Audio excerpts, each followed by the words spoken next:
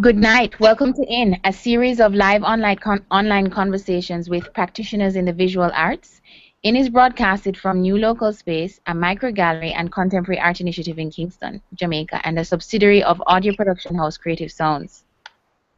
NLS's 2014 programming is made possible by sponsorship support from Creative Sounds Limited, Alice Yard, a contemporary art space and network based in Port of Spain, Trinidad and Tobago, which since 2006 has run a program of artist projects and residencies, discussions, readings, and film screenings. Transformer, a Washington, D.C. nonprofit organization that connects and promotes emerging artists locally, nationally, and internationally, as well as individual donations. In-host Nicole Smythe-Johnson will be talking with artist Charles Campbell, on-mass curators Claire Tancons and Krista Thompson, collaborating artist and Mathis Lane resident Kemar Black, and public participant Natasha Levy about Campbell's performance art piece Fractal Engagement that took place on Sunday, April 21 in downtown Kingston. To our audience, we'll be accepting questions throughout the segment, so please send them in as soon as you can via Twitter or Facebook at NLS Kingston or via email to nlskingston@gmail.com. I'm going to tell you a little bit about Charles Campbell and En Masse. Charles Campbell is a multidisciplinary artist whose work spans sculpture, printmaking, and performance. Campbell's work has been included in exhibitions at the Brooklyn Museum, the Havana Biennial, the Art Museum of the Americas, and the National Gallery of Jamaica, among others. His art aims to disrupt contemplations on the historical given, injecting them with hopes and aspirations of a different future. He's an active participant in the growing Caribbean contemporary art scene as an artist, writer, and curator.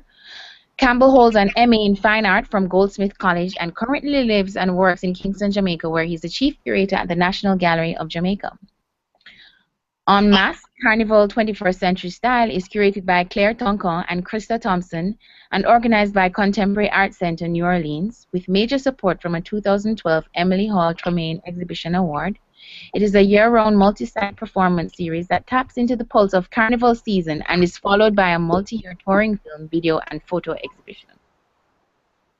Nicole, take it away. Thank you, Deborah. Good night, everyone, and welcome. It's great to have all of you. We have a really full house tonight, so I'm just going to get straight into it. If we could start with a little bit of background, Claire and Krista, could you tell us a little bit about the En Masse project? How did it develop? Why? Where? And who are some of the other artists that you're working with? Sure. Krista, should I give it a try? Sure.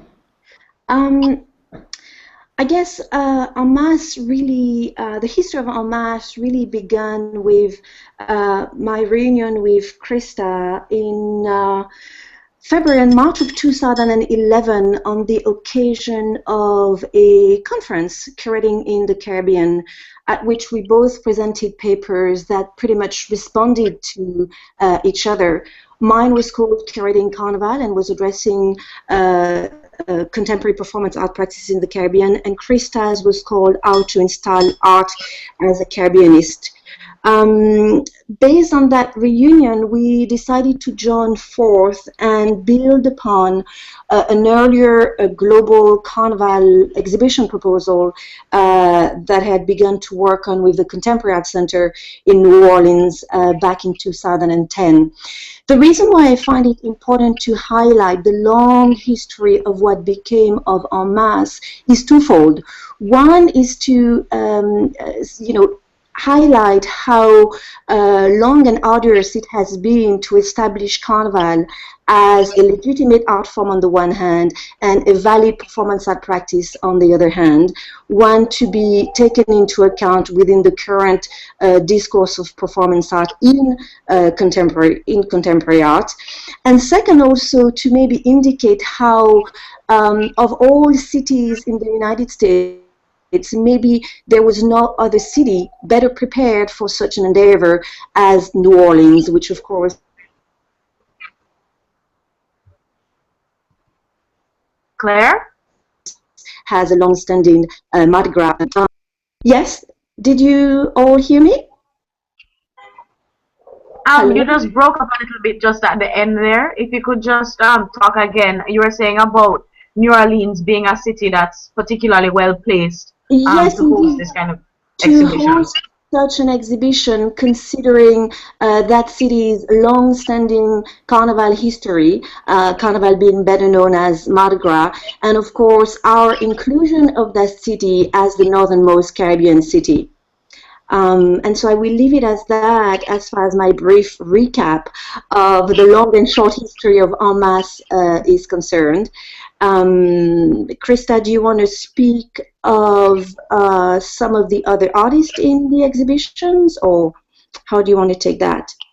Well, the exhibition is really looking at artists who work at the intersection of contemporary art and kind of carnival or masquerade practices within the Caribbean. And so we really chose people who had already been working across these genres and have commissioned them to do 9 new projects that take place across the spaces that have very vibrant carnival and junkanoo traditions, not only in the Caribbean context, but in the context in which these festivals also traveled and have their kind of largest manifestations in the United States and in Notting Hill. And so we've been working with artists like John Beadle in the Bahamas, Mario Benjamin, an artist who is Haitian born but will be doing a project in Miami, Charles Campbell, who did the project that we're going to kind of focus on today in Kingston, Nicholas Demit Estevez, who's did a project in the Dominican Republic, Marlon Griffith, who did a project in Trinidad during last month's carnival there. Also Hugh Locke, who's going to do a performance related to Notting Hill Carnival at the Tate Museum coming up this summer. Lorraine O'Grady, someone who is well known for her kind of performance interventions in the US and who is of Jamaican descent, will do a project based in Brooklyn. And Ebony Patterson also did a project for us, which took place just, 3 days ago now in Kingston. And I guess just so that we don't forget anyone, there is also, as I just finished speaking about New Orleans, there is also Colleen Smith, an African-American artist who has been looking at a kind of flash mob version of processional traditions. She will be looking at more of a black carnivalesque tradition, that of the second line here in New Orleans. And I also want to highlight 2 things. One, as concerned Colleen, which is that her piece will be done in collaboration with another entity, Unfathomable City, a New Orleans Atlas. And 2, Krista mentioned Hugh Locke's performance as taking place at the Tate Modern. That is also a collaboration with that particular museum as part of a broader a project that I'm curating, indeed, in relationship to Notting Hill Carnival. This is exciting, of course, because it shows how there is somehow a culmination of interest around carnival practices within the discourse of performance art, right when we are kicking off En Masse. Yeah, it really sounds like a fantastic project with you know, a lot to look forward to yet, even with all that's passed. Thanks so much, guys, for that background. I want to move on to Charles.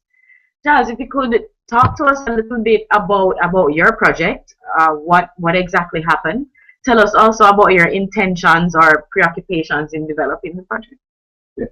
Well, maybe I'll start a little bit about how it developed. It developed while I was actually researching a project for the National Gallery on muralists and street artists from downtown Kingston. And I was going into a lot of inner city communities, and one thing maybe not all the audience will know, Kingston is a very divided city in terms of uptown and downtown. I mean, a lot of people do actually move back and forth between those borders, but still there is a pretty built-in kind of boundary there. So anyway, I was going through a lot of the inner city communities with the artists that are involved in this project, and was really interested in how they transgress the boundaries within the community, because even within the uptown and downtown there are boundaries, and specifically around gangs and political boundaries and so on. And it was really interesting for me how the artist kind of had a pass in a lot of places to move across boundaries. And so that sort of was the kernel that kind of inspired the project, I suppose. And I started thinking about this sort of uptown downtown boundary and developed the project around ideas, I guess, of changing the relationships between those, or specific individuals, I guess, within those two communities. The project, it started out as a procession. It started out as a quite notorious community of Matthews Lane in downtown Kingston, outside of Zeke's Yard, which you can look that up. And then continued around down sort of through some market areas and into a building in Luke Lane, which was a sort of burnt out space above a bar, where I did a sort of element of the performance, and then the crowd continued to outside the bar. And that's sort of it in a nutshell. The project was kind of conceived around disorienting the audience and kind of confusing the uptown downtown boundaries, I suppose. I guess I can talk a little bit more about it later, but that's in a nutshell. Yeah, just giving us a little intro. And Kemar, I'd like to hear from you as well, because you're a member of the community, and you were definitely a major link in developing this project. Can you tell us a little about the neighborhood where the performance took place, and how you met Charles, how you came to be involved in this piece? Well, basically, it boils down to what Charles was saying. He was researching a project for the National Gallery of Jamaica, and me being one of the artists, I kind of took him on a neighborhood tour and explained certain things, and he just got his vision off of, I'm saying, the walk that we made. And then he just came to me with the idea, and it was just a project that he believed in, so I tried my best, I'm saying, to make him believe the dream become a reality. And neighborhood is basically like,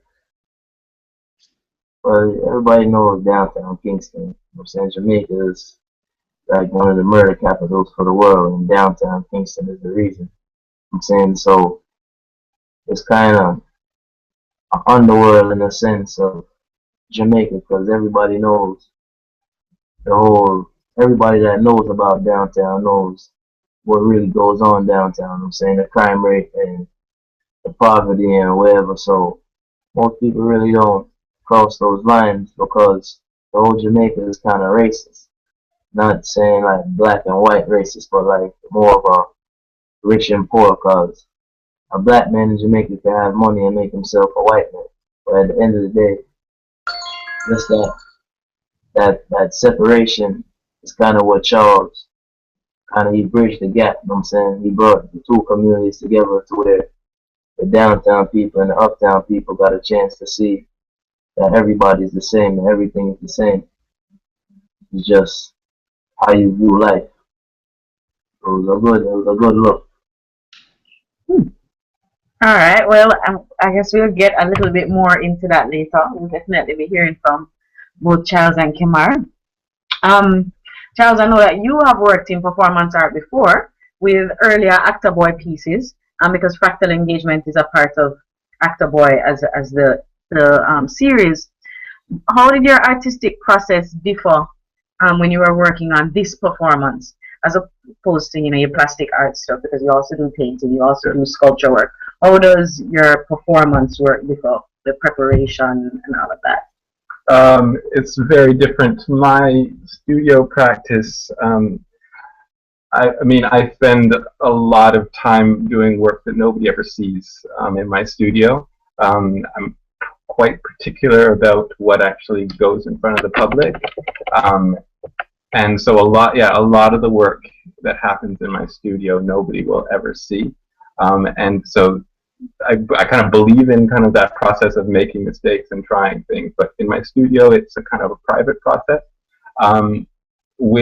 With performance, especially this performance, there were so many moving parts and elements that were kind of beyond my control, and so on. That kind of attempt to control and kind of find that perfect kind of aesthetic form was kind of impossible, and I had to kind of embrace the idea of just letting go of that control and allowing it to happen.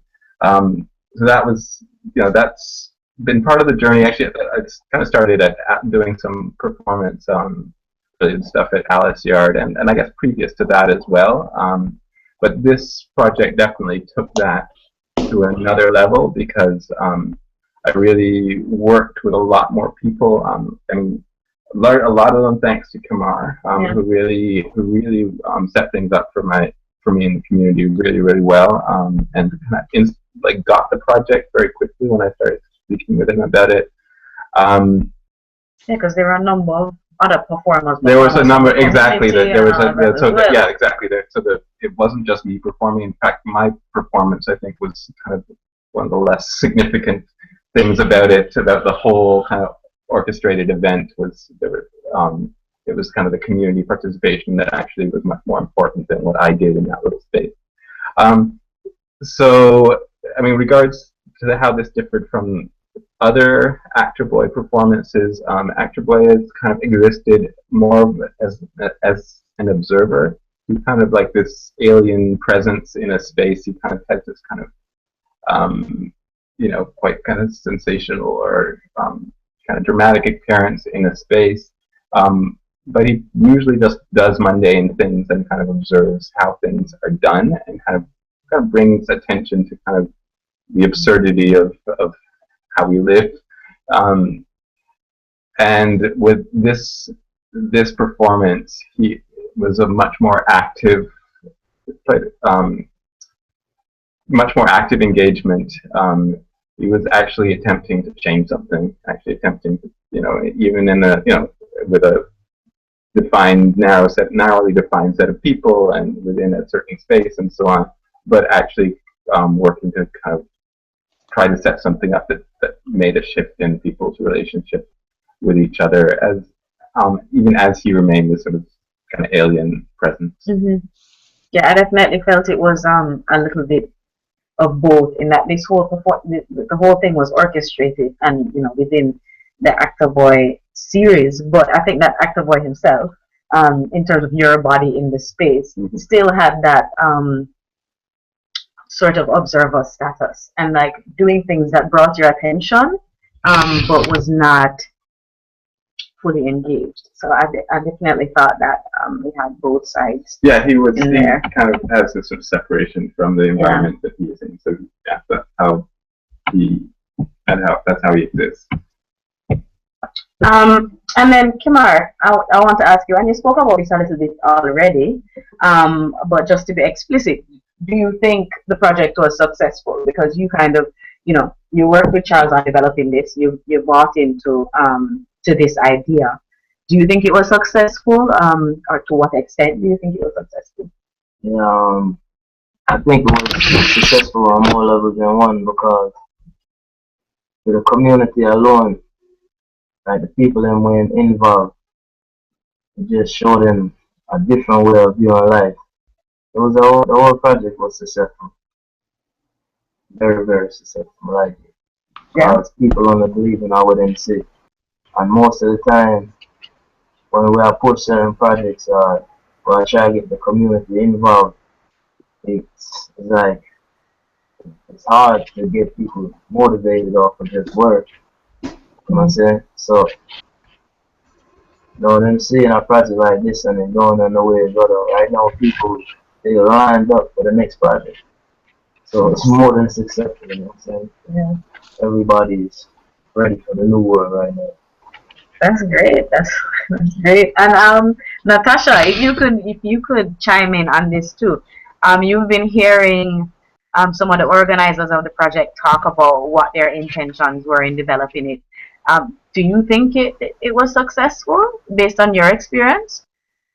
Well, it's I think perspective is always gives you a different path to answer a question. I think before going into it, if you had asked me, like, what was my feeling at the end of it, I would have said, well, I left feeling, discombobulated, a little disoriented, and really a little questioning in terms of what exactly was happening. Now that I'm hearing, what Charles' intention was for the entire thing in terms of changing the relationship between the uptown, downtown boundaries, disorienting, having that sort of active engagement, I actually think that the space that I was left in proves that it was successful.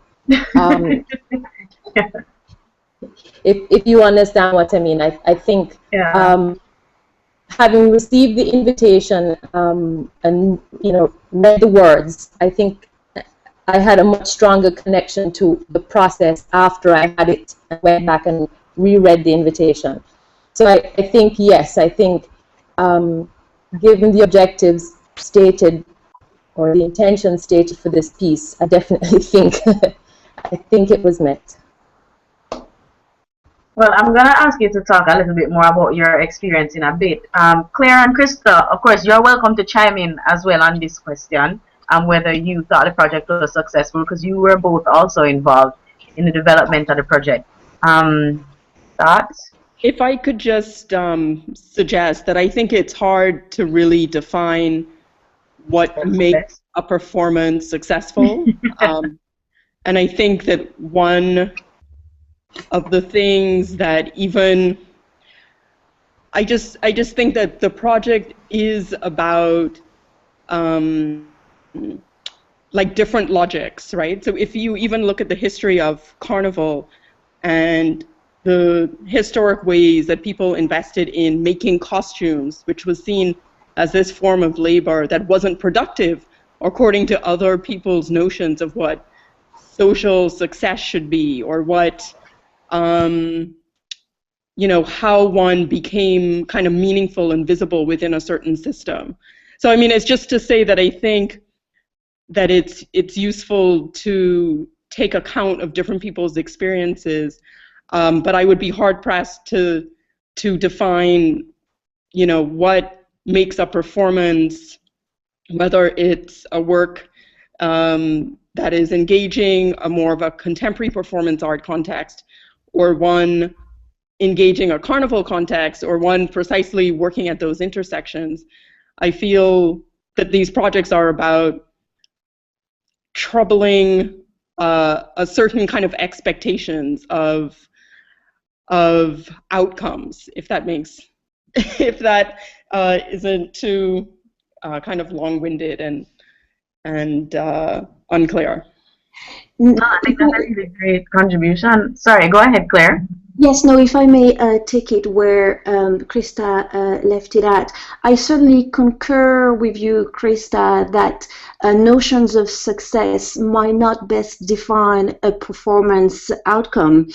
And as concerned Charles, if we think that its premise is Actor Boy, not so much a carnival figure as much as an old junkanoo one of Jamaican tradition, that's one.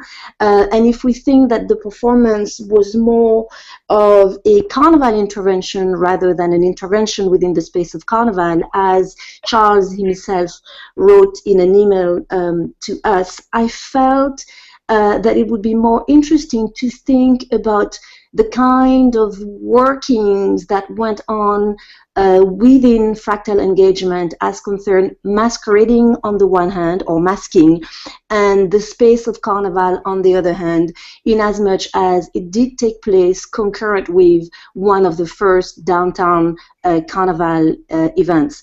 I think that, as Charles himself has emphasized, one of his intentions behind outfitting the participants with masks was for there to be confusion as to who was actually looking on and being looked at.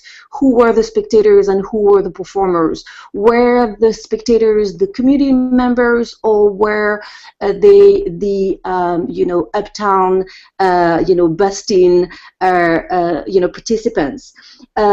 Further as concern the carnival space, how much did it really interfere with it? How much of a carnivalesque features, despite these masks, did Fractal Engagement encompass? One of the thought that I arrived at to quickly, closing this little intrusion of mine, one of the conclusions that I arrived at in speaking with Charles, Krista, and a journalist from the Gleaner back in the space after the performance had taken place is that one of the things that the performance accomplished was to, turn things upside down in terms of power relations. Simply by dint of bringing downtown and uptown together for one, by Charles making his position unstable as an artist / curator. There were all these role reversals that, if anything, are very much a part of the kinds of power relations that Carnival seeks to unbalance. And so that would be one of my reads of the performance that Charles did, trying to eschew again difficult notions of success, as highlighted by Krista prior. Yeah. Thank you. And just for our audience, if you guys could just give us a quick sense of the distinction between Junkanoo and Carnival, because people may be listening from all kinds of places. I don't know if it's possible to do that quickly, but if so, maybe Krista or Claire, you could clarify that. I will let. I'm sorry to ambush you with this one, but it just occurred to me that may be valuable information.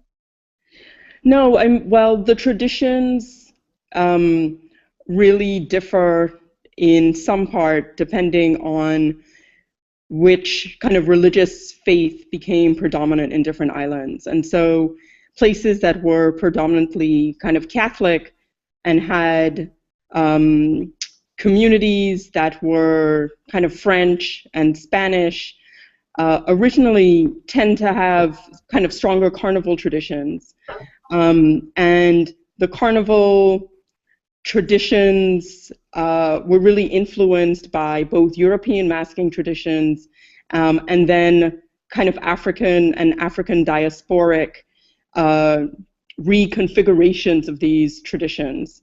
And so typically the carnival season follows the kind of Lenten Catholic calendar.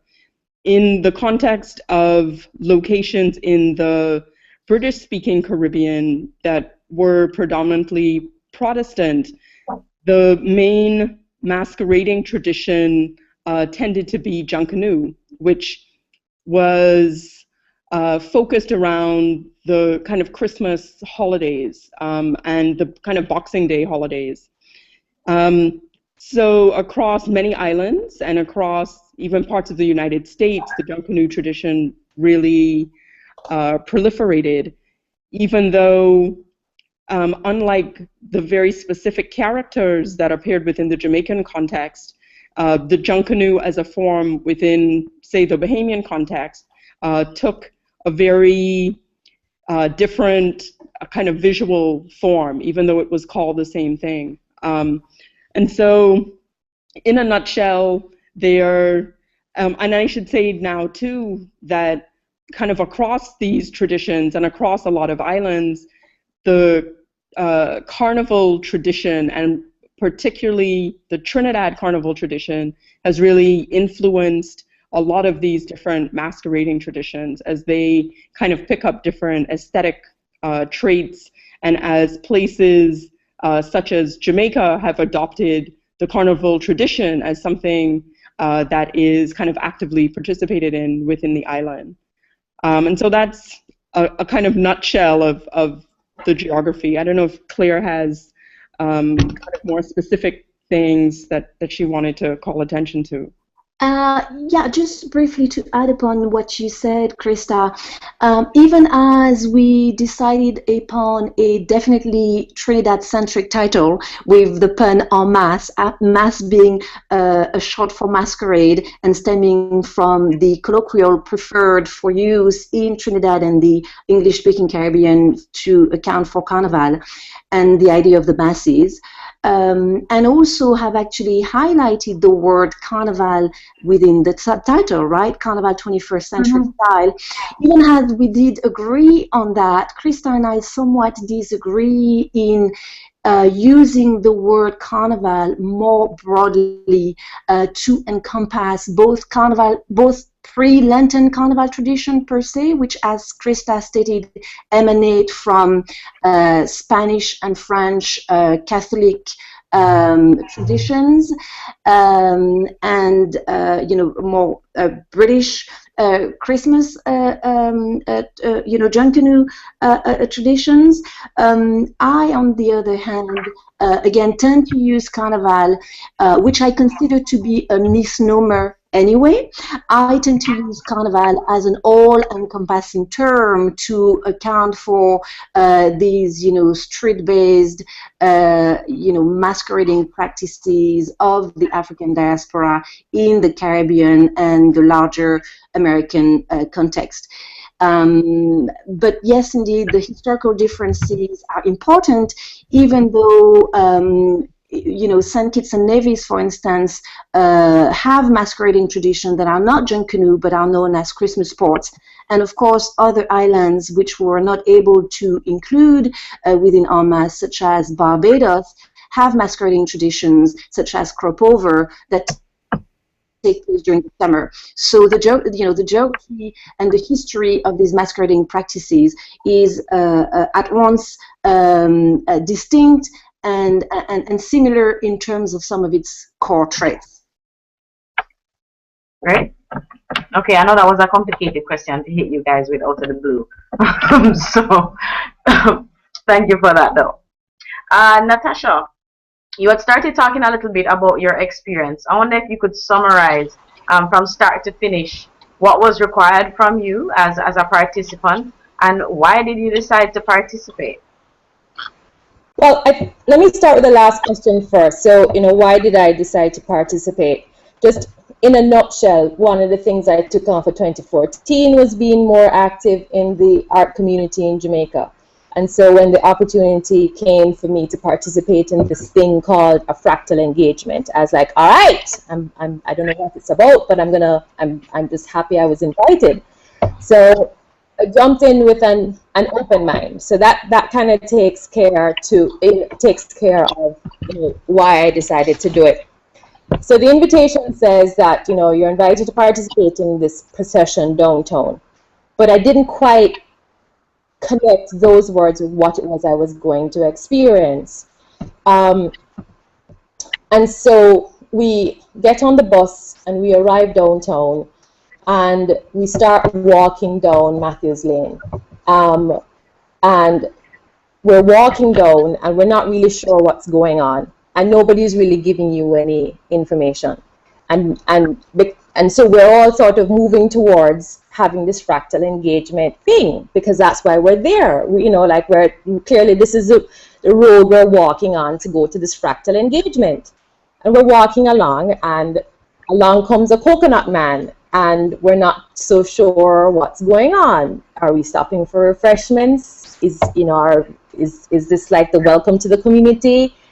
Are we stopping to drink should we stop to drink a coconut? Are we going to be late for our fractal engagement? And so these are all the questions that are going through my mind, and I'm very much in this space of curious and excited and apprehensive. And so Mr. Coconut Man starts to perform for us. So you have to stop and take in his performance while you're drinking your coconut. Okay, so I guess we're moving now. so we're moving and we're moving and we're walking and we're walking and we're walking, and I'm thinking, all right, so so where exactly is this fractal engagement going to take place? And we turn the corner and we start walking down another lane, and we're taking in the sights and the sounds and the smells, and then all of a sudden I realize that we have a music man following us, and I'm like, all right, so this is really a welcoming community. We're gonna have music on our way to this fractal engagement thing. This is interesting. And so I'm still apprehensive. I'm a little bit nauseous because I had motion sickness coming down on the bus, and the sights and smells are not really helping with this. But we're moving along. And so we come out of the lane, and then the music man is still following us. The singing coconut man is still there. And then all of a sudden, Mr. Bike Man appears, and he's showing us his stunts. And I'm thinking, oh, wow, okay, great. So all right, but like, where's Charles? Where's this fractal engagement thing that we're supposed to be going to, okay? And like, nobody is saying anything to you. Like, nobody is explaining. Like, the people in the know are just kind of like nothing. It was like a borderline. You're kind of being nudged in a direction, and that was it. You're kind of left on your own, and you could sense that people were in different spaces. Like, some people are like, all right, well, I'm going to record every inch of this thing. I'm going to take pictures until I cannot possibly take any more pictures. And some people are just kind of walking along, taking it in, and others have broken up into groups.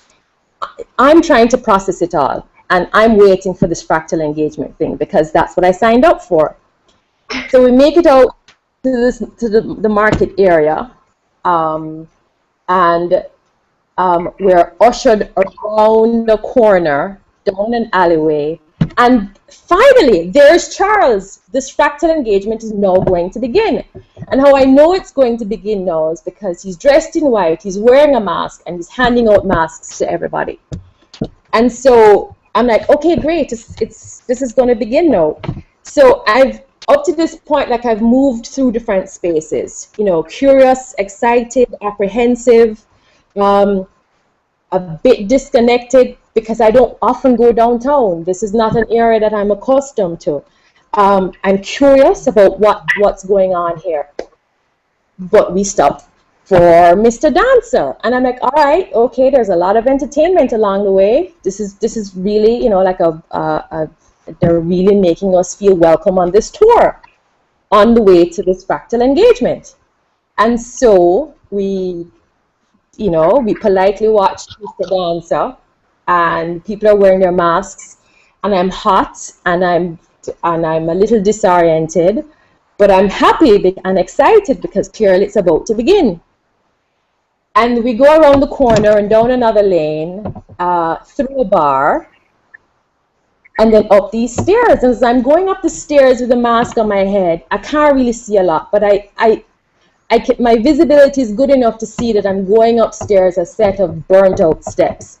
And I'm thinking to myself, is this where we're going? We're going to a burnt out building? All right, well, I guess this is where this fractal engagement is about to take place. And so we get into the space. Everyone is wearing their masks, and so you can't really clearly see what the space is all about. And we're told to stand in very specific spaces. And my spot was facing the wall with my back to the audience, back to the piece, sort of facing, at the corner between the wall and the steps that we came up.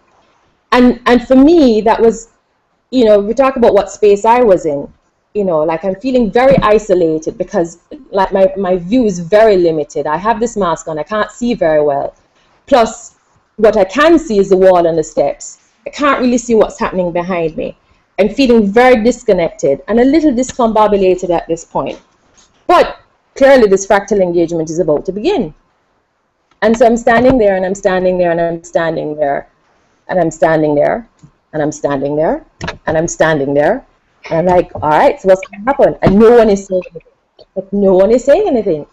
And I'm really trying to honor the process. I'm really trying to just be there and be in the moment and be with what it is and be with what it is not.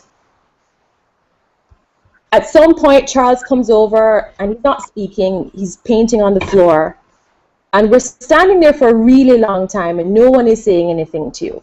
And you sort of are left to your own thoughts. And you know, I managed to sneak a peek around, and people are moving, fidgeting, some on their phones, you know, posting to Instagram, I'm sure. And I take a picture of the spot I'm standing in because that's my experience. It's sort of like isolated and just disjointed and disconnected.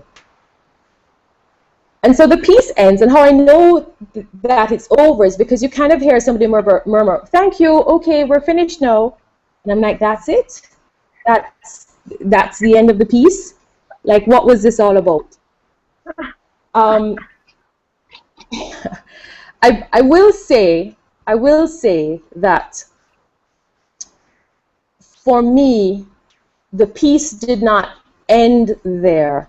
The piece actually, I think, ended a few days later, because it took me quite a while to really process what I experienced and what it was all about. Was I fractally engaged? Yes, I had these disjointed experiences in an environment that I'm not used to. Did I feel a connection to a space that I would not normally have a connection to? Yes, absolutely. And I think I'm still processing, to be honest with you. But for me, it was a wave of different emotions. And so if Charles's intention was to really stir up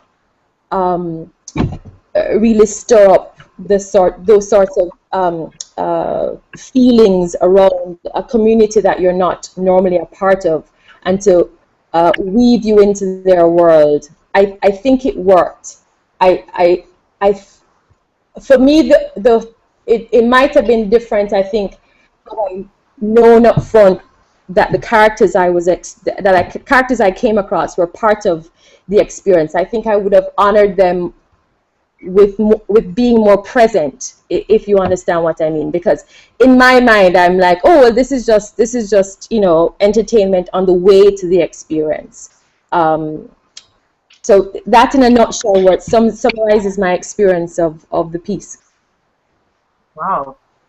Thank you, Natasha. I think you gave everybody a really clear picture of what happened.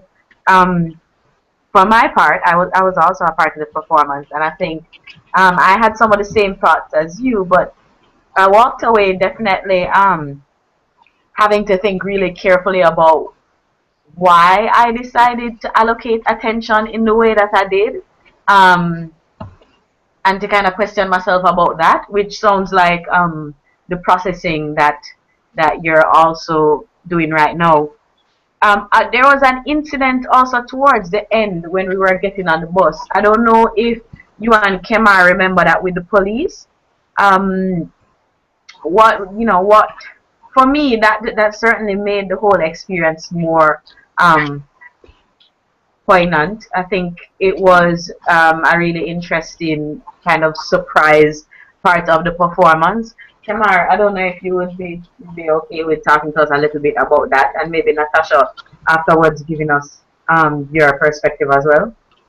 Well, basically, like the whole downtown Kingston thing, like I was trying to explain to you earlier with the underworld and the kind of community that downtown is.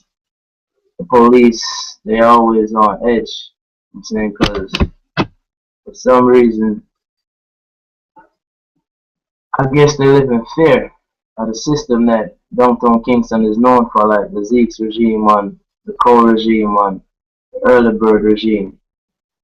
So, and even the showerman on the west, you know, Natas and whoever else is over there. See, because the way the communities are, nobody really fears police. So police, they kind of have a see, a certain energy that they push out towards the people because they're trying to, I guess, counteract our behavior as a community that is just full of rebels and I guess revolutionaries. Because at the end of the day, that's basically what it really boils down to.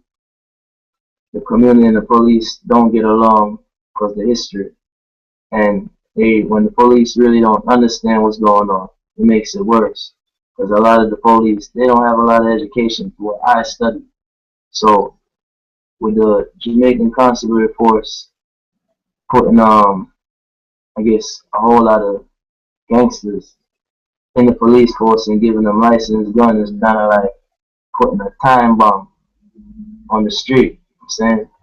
So when they seen the crowd today, like the flying squad, the death squad or whatever they want to call themselves, the I don't know if the everybody that was involved in the performance noticed the police presence, but usually you don't have that much light-skinned people or white people walking in a pack. I'm saying in downtown Kingston, and most of the police are like very well trained extortionists or beggars. That's what I call them, because they can't extort nobody. They only can beg you. And at the end of the day, that's one of the reasons why I feel like they came out. They thought the bar was keeping the event, and they tried to come put some police pressure on the bar. And one of them was actually going to back into me in the crowd. So when I touched the car, he jumped out. You know what I'm saying? Very aggressive.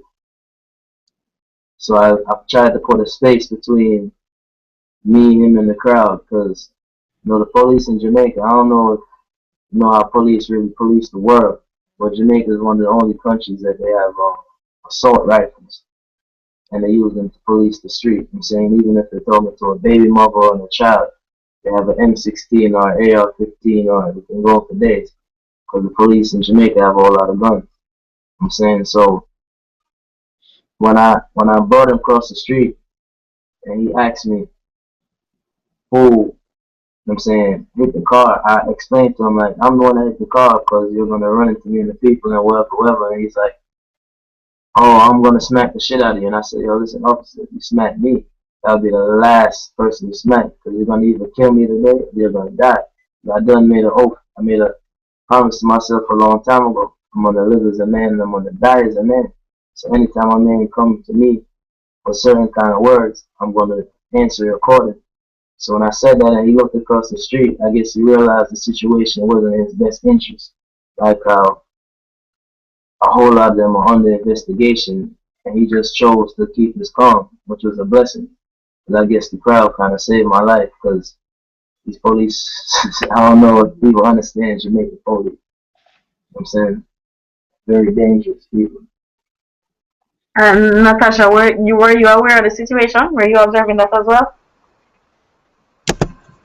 Yes, I was. I caught snapshots of it. So I saw the white vehicle reversing just really quickly towards us, and I saw when he hit the car, and I saw when the policeman jumped out and grabbed him and pulled him across the street. And then all of the voices of the people who were standing by the bus started calling out, let him go, Mr. Policeman. He hasn't done anything wrong.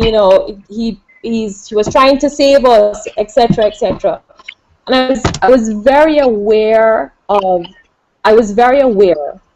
that the outcome could have been very different had the group of voices been very different. For me, I think this was a pivotal point in that whole uptown downtown experience, because I'm very clear that are nice sounding little uptown voices, coming from the lawyers amongst us and all the nice corporate people amongst us. I'm very clear that in that moment, that was what made the difference. And that to me just showed me how disconnected I am from, just how it was a real turning point for me. Because this is stuff you see on the news. And you know, experiencing it firsthand was I have no words for it. And then in the middle of all of this, there's a market woman. She's giving commentary. She's saying, I'm glad you all are here to witness this, because this happens all the time. And if you had not been here, it would have turned out differently. And I know this was not a scripted part of the fractal engagement, but I think it was a really decisive moment in terms of really making that connection, or shining a light on the sort of the divide between uptown and downtown. And in that moment, I thought to myself, in some way, you know, the procession was granted immunity to walk freely through the community. And in that moment, I think it was reversed. Like in some way, we granted immunity to this situation. Interesting. Charles, you look like you have something there. Yeah, I mean, obviously that was not planned. And it was interesting for me hearing about that afterwards and thinking about, Kemar mentioned this very heavy police presence that was there on the day. Because I had been, you know, very consciously kind of constructing a safe space for this uptown crowd to come downtown and, you know, walk through the community and have, you know, a kind of different experience with the space than they would have been expecting and so on. And I don't think I fully took into consideration the fact that the people that are actually taking as much, if not more, risk than anyone here is the downtown community, because they are kind of inherently more at risk in Jamaica from you know, specifically police treatment. But you know, they just the power gradient is just so steep. So that was one of the things that I've been thinking about in kind of my assessment of the whole project. And yeah, that has sort of been a shift for me. I think you kind of making me realize how many assumptions that I go into these things with as well, even though I'm trying to kind of break that up. In the construction of the events, I think I'm always being combated with that, and this project really is that for me. I mean, it's interesting hearing, well, everybody talking about the project, but particularly what you said in terms of, you know, going from your studio practice where you have all of this control over the finer details. And Natasha said as well, this sense that she didn't really know what was going on. She was just kind of out there. For me, that was one of the more significant things about the project. It was definitely what stuck with me, this sense that I had to just kind of work with the situation that was presented to me and kind of be very nimble in that. And I think that the situation with the police and Kemar was one more case of that. I remember we were walking through earlier, before that happened, police officers were saying to us, you don't want us to accompany you? And we were like, no, we're fine, you know. So definitely highlighting some of those power differentials. But to move on real quick, because we're running out of time, Kemar, you are involved in the details of the project, definitely. How did you see your role, and what were the challenges for you? We talked about Charles's challenges and the audience challenges, but well, for me, it was kind of like a new experience, because when Charles gave me an opportunity that I wouldn't usually be used to, you know, involved in the community, like certain people in the community that I really don't have no reason to, you know what I'm saying, converse with, because the kind of lifestyle that I live and they live, you know what I'm saying? So because of that, it kind of brought me and the community into in sync, you know what I'm saying? Like everybody believes in me as an artist. So it kind of gave me a new confidence, and it told me that I could do a whole lot more than I was really putting myself up to do, you know what I'm saying? It gave me a different level of confidence to accomplish more. so I can listen out for more then. Yeah. You and some message. All right. It's a really creative community. I have to say, like it's a very interesting, creative place. I should say that Kemar, like I approached Kemar with the idea, but he filled in a lot of the details in terms of what members of the community could actually do and how they could participate in the performance. I had the broad idea and some examples of things I thought might work, but it was kind of through working with Kemar that he found a lot of the people in the community and their sort of specific, there's a fire eater, there's this rubber man, specific characters that exist there. And so, anyway. Yeah. Okay. For a more serious question, Claire and Krista, how does curating this kind of project compare to curating a more conventional exhibition? I'm particularly interested in this as a curator myself. Just observing you guys and observing the project, I'm really curious about how that was for you. Is this the first time you've done something like that? What were some of the main challenges and new things? Claire, do you want to speak to this? Sure. I'm obviously smiling as I'm ready to answer the question because, as some of you may know, I spent the last 10 years actually curating Carnival and not so much conventional exhibitions, whatever that might be, but actually processions. I have also specifically engaged with Marlon Griffith's practice and curated Nicolas Dumit-Estevez and Mario Benjamin before. So I'm quite accustomed to these kinds of mass public processional performances, as is the form that some of these projects in en masse have taken. Therefore, what is most I guess different for me in terms of en masse as a curatorial experience is definitely its transnational nature, its durational dimension. By transnational, of course, I mean that it takes place, as Krista highlighted prior, in the Dominican Republic, in Trinidad, in Jamaica, in Nassau, the Bahamas, but also in Brooklyn, New York, and Miami, and Notting Hill. So, that's for its transnational dimension. And then its durational nature is to do with the fact that it really encompasses an entire year, which, keeps us pretty busy on the road.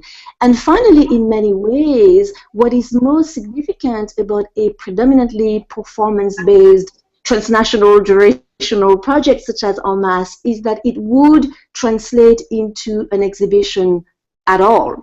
And that exhibition is one in which we hope to make a statement in regards to curating performance, not just by providing audio, visual, photo, and video traces, but also somehow providing the artist with the opportunity to reconstruct the environments that may best account for the experiences that took place during the performances.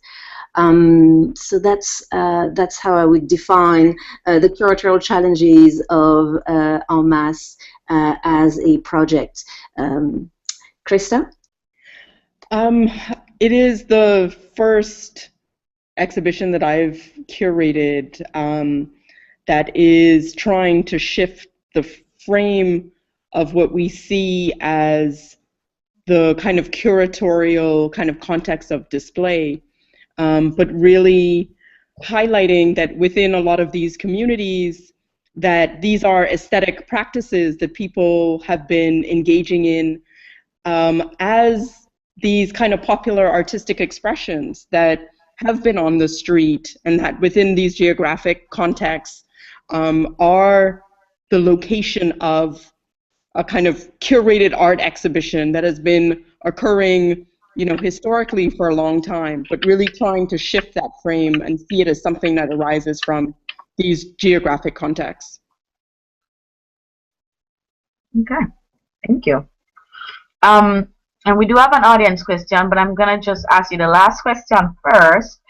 What's next for en masse?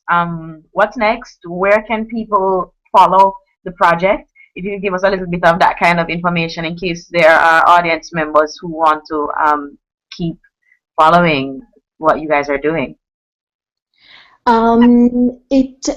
Soon, hopefully as soon as within the next couple of weeks, one of our partners, Independent Curators International, will feature an announcement about En Masse on its webpage, as well as update a macro site specifically about En Masse, where the audience will be able to follow each performance as it has occurred. So soon enough you will see material about Nicolas Dumas-Esteves' Serum, Marlon Griffith's Positions and Power, of course Charles' Fractal Engagement, and Ebony Patterson's Bling Memories. So that's coming up soon.